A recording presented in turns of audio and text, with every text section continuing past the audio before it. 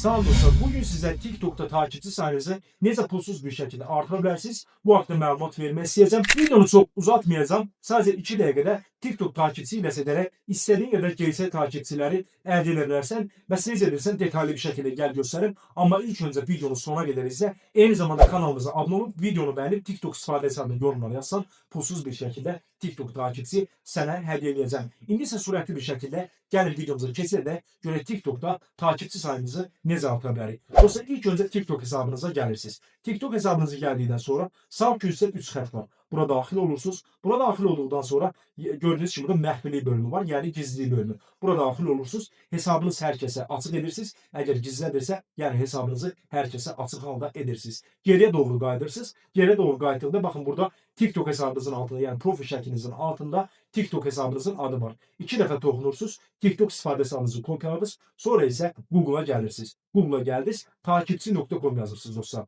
Gəldiniz bura yaşıl logolu saytdır. Bura daxil oldunuz. Gördüyünüz kimi burada ana səhifədə TikTok və Instagram paketləri var. TikTok paketlərinə daxil oluruq. Burada TikTok izləyici satın al bölümünə daxil olduq. Buradan istədiyiniz TikTok paketini seçərək gerçək takipçiləri sadəcə 5 dəqiqədə əldə edə bilərsiniz. Sayt Azərbaycanda 5 ildir rəsmi olaraq fəaliyyət göstərir.